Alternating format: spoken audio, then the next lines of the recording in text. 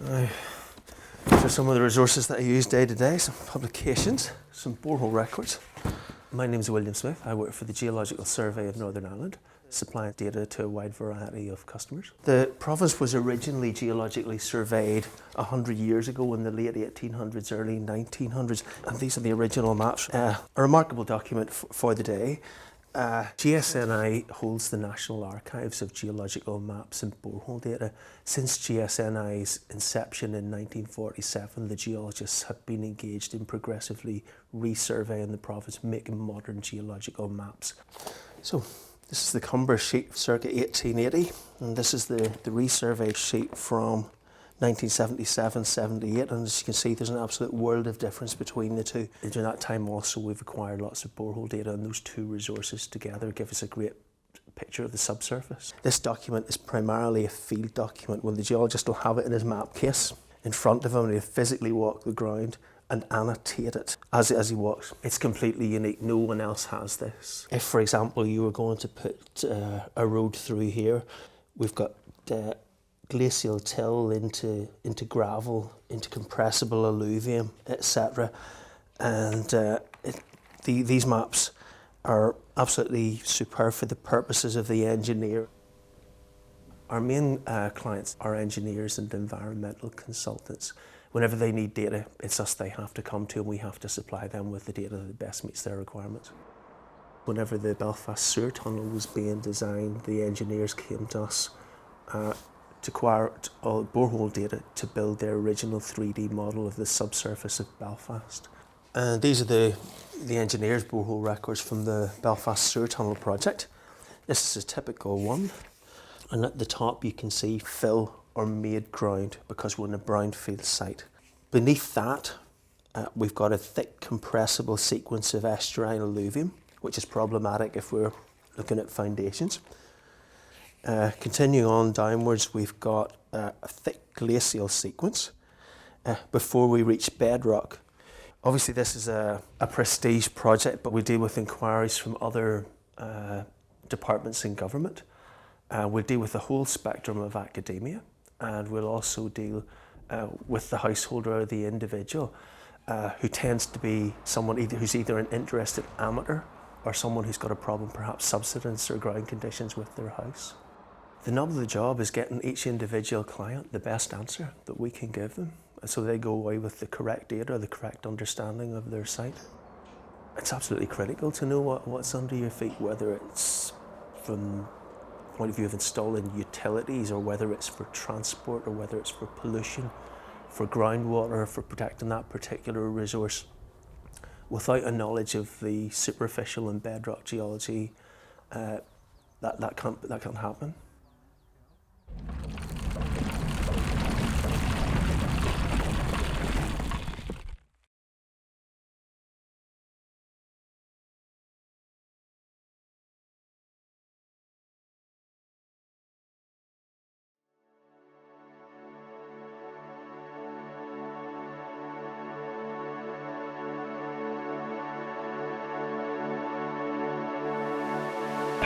We are standing in the Marble Arch Caves, which is part of the much wider Marble Arch Caves Global Geopark.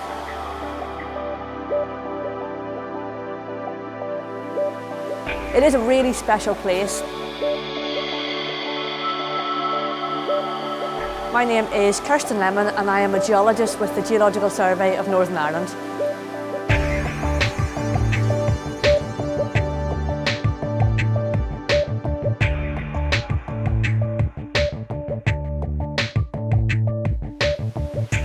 A geopark is an area of exceptional geological heritage, but it's not just about rocks and landscapes. It's one of the few places where the public can come and find out about geology in a really easy way and a real easy to understand way.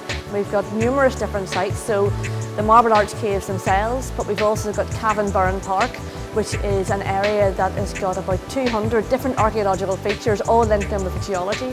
We've also got Loughareema Forest, highlighting some of our most important glacial landscapes. We've got places like the Shannon Pot, the surface source of the longest river in the UK and Ireland, the River Shannon. And we've also got other sites such as the Claddagh Glen, and also Quilca Mountain Park, again where you can go and see some lovely geology but also go for walks as well, and also they're very useful for education. I bring my boys here all the time and they could probably give you a really good guided tour of this area.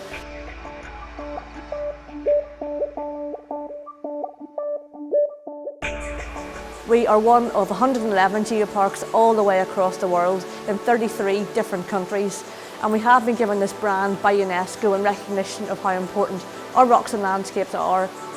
The Geological Survey of Northern Ireland sits on the Geopark management team. We also advise on developing sites in particular for their geological significance, and we also help to evaluate new geoparks from across the world. So we are at the forefront of helping global geoparks develop both here and across the world.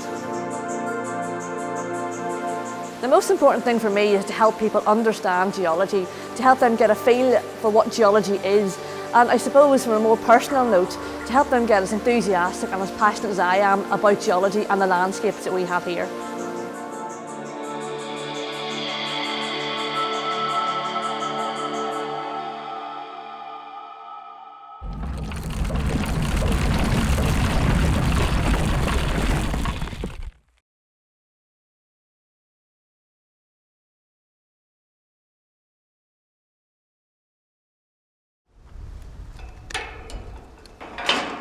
So we're now going to go on the piece of land which is highly unstable, so just stay close to me.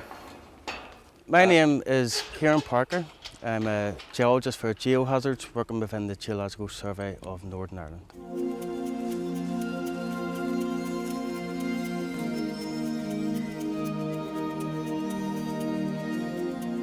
This is one of 8 abandoned salt mines in Carrickfergus area, where the Geological Survey monitors the ground movement to assess the risk for the public and for the infrastructure within the area.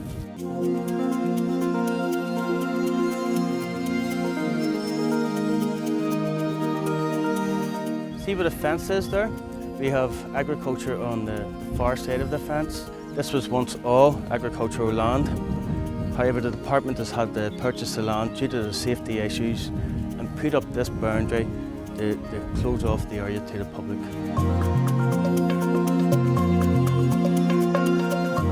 This is very unstable lands, large voids underneath our feet where salt was mined out up until the middle of the 1960s. What could happen currently is you will hear rumblings, very much like thunder, and if you hear that, that is the void underneath being filled in by the material above it, and it is best to get off site as quickly as possible.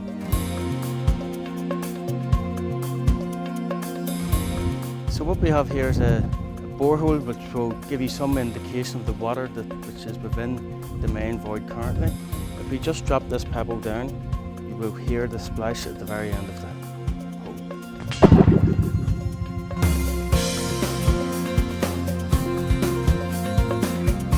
Within Northern Ireland we have 2,400 abandoned mines workings.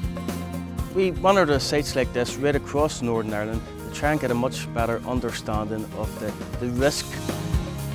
The work that the Geological Survey does here is crucial for the public safety. It's very important for them to have information for what land is safe and what land is unstable.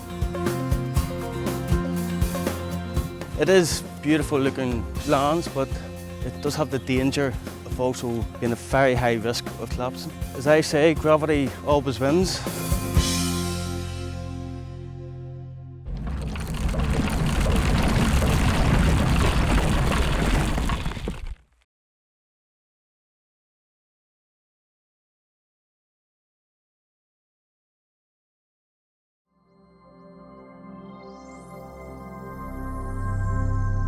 This is Loughareema. This looks like any normal small lake just around this area, but the thing that's interesting about this is this unique lake for Northern Ireland, and it's known as the Vanishing Lake.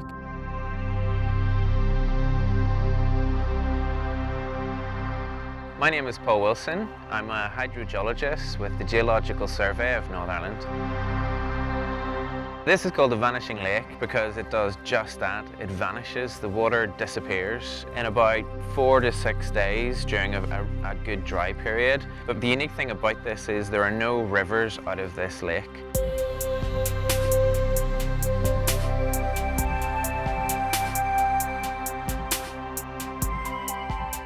This is one of the main inflow channels to Loughareema, the vanishing lake.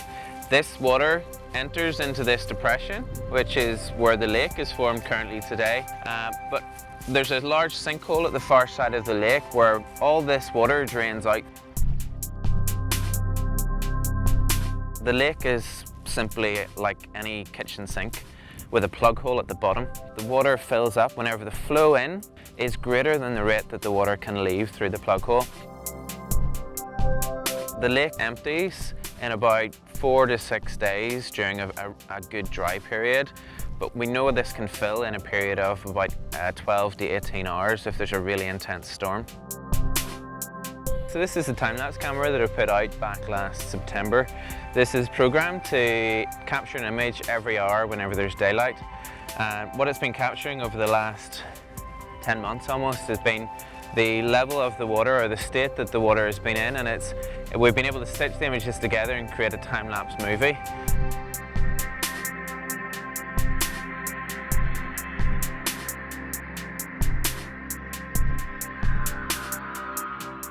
Northern Ireland is blessed with so much wonderful geology. We have unique dynamic situations that are the result of the unique geology that we have as well. And I think we should know a bit more about them. 2 reasons. One, if there's any pressures on them, then we can react to that. And secondly, that people can come and actually see it and enjoy it and appreciate what there is here.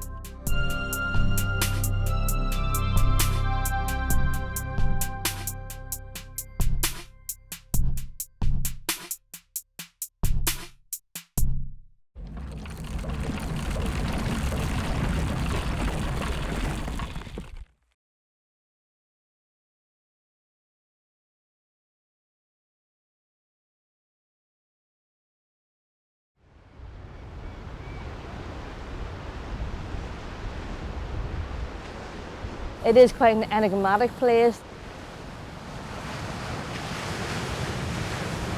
It's got all the associations with myths and legends.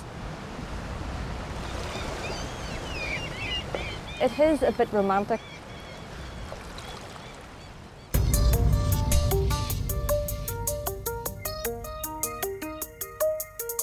We are currently sitting on the main causeway of the Giant's Causeway in County Antrim in Northern Ireland. And it is a pretty special place.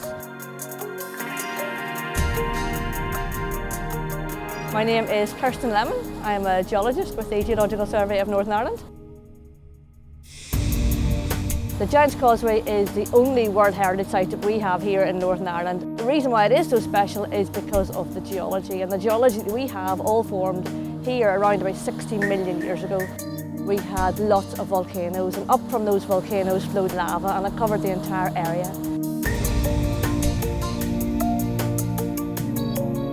But at the Giant's Causeway something special happened, and we had a huge river valley, and some of that lava flowed into that river valley where it pooled, and as it cooled down that lava contracted and it formed the joints that we see today, these lovely vertical joints that give us the columns that make up the Giant's Causeway, and that's why it's only found in this place.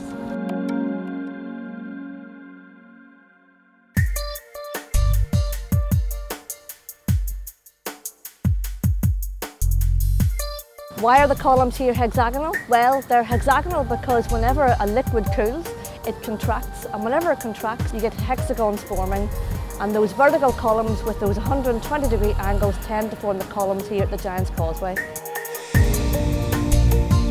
There are only around about 1,000 World Heritage Sites across the world. 2% of them are geology, and we have one of them here.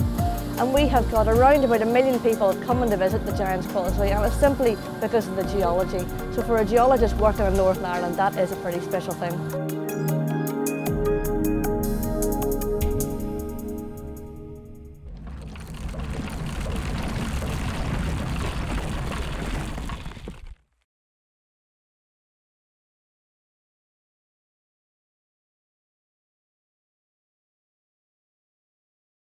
I'm Paul Wilson, and I'm a hydrogeologist at the Geological Survey of Northern Ireland.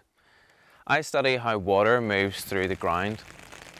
Now, ordinarily, whenever it rains, water lands on the ground surface and flows over the ground until it reaches rivers and then flows away normally. But there's a special case known as karst, where rivers flow underground. They enter sinkholes and flow through channels and caves under the ground until they reach springs. And this is where it all begins.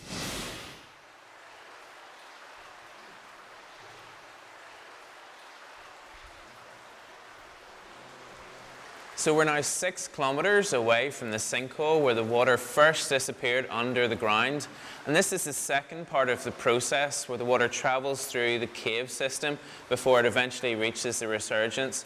We're about 70 metres below the ground at this point. And this is finally where it comes out after its long journey over 6 kilometres, where it's come down from the sinkhole, through the cave and out at the resurgence here. Now this is happening all over this area in County Fermanagh and even in County Cavan as well. And it's interesting to know what's going on with this, understanding the process of the water going in, through and out, because it helps us to be able to protect it better. It helps us to know where it's going and therefore what activities we can allow to happen within these areas. It's just fascinating as well, understanding where water has come from, where it's disappeared, and then suddenly where it emerges back out at the surface again.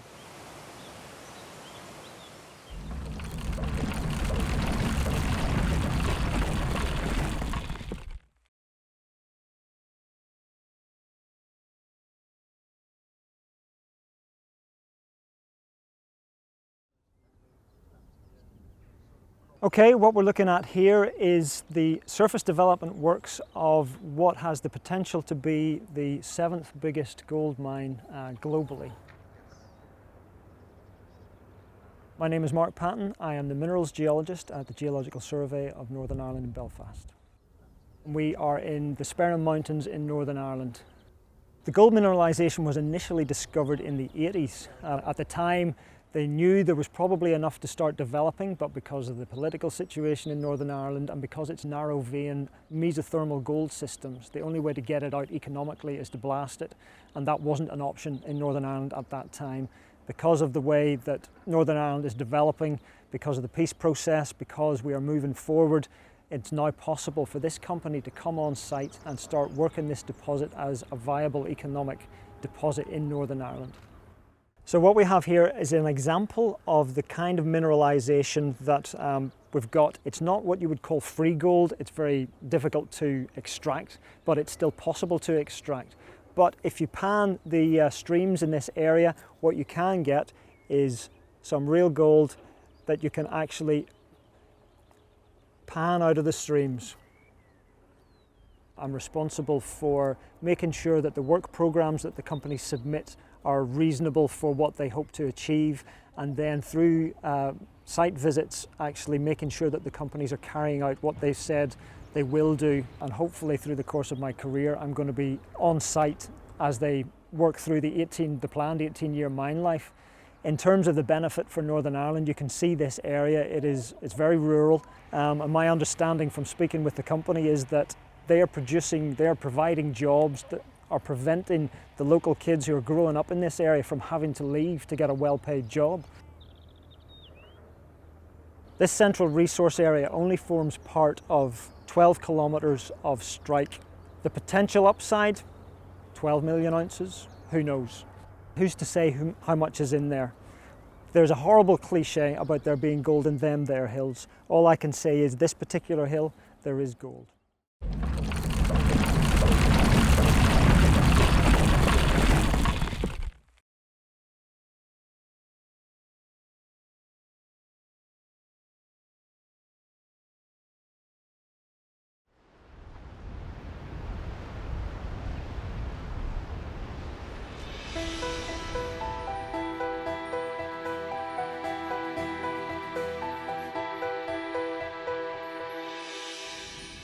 Why is Northern Ireland so perfect for fantasy? Well, just look around you.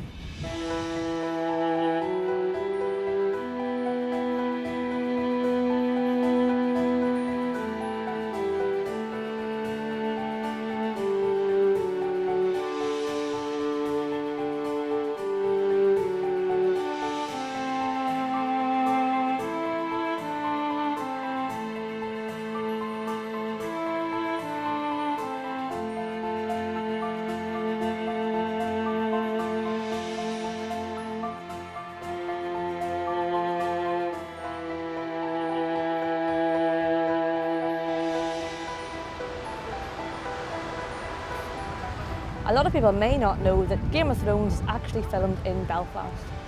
But not only that, in addition to Belfast, a lot of Game of Thrones is filmed in Northern Ireland. So if any of you are fans of Game of Thrones, you might know that the island of Westeros is actually Northern Ireland. Northern Ireland is perfect for a fantasy series. We have got one of the most diverse areas of geological heritage in the world. Whether it's something like the rugged basalt uplands of the Antrim Hills, whether it's one of the caves down in the Marble Arch Geoparks Geopark, or whether it's a lovely picturesque harbour at Ballintoy, you can always recognise somewhere that you can call as home.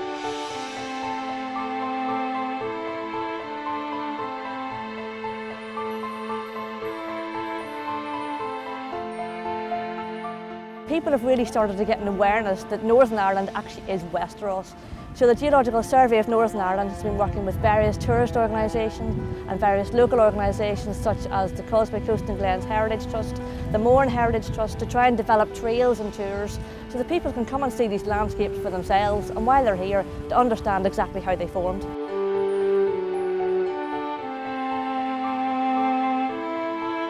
I'm a fan of Game of Thrones, and nothing gives me more satisfaction than being able to recognise something. And we've got lots and lots of different film locations all the way across the country, all based on our beautiful rocks and landscapes.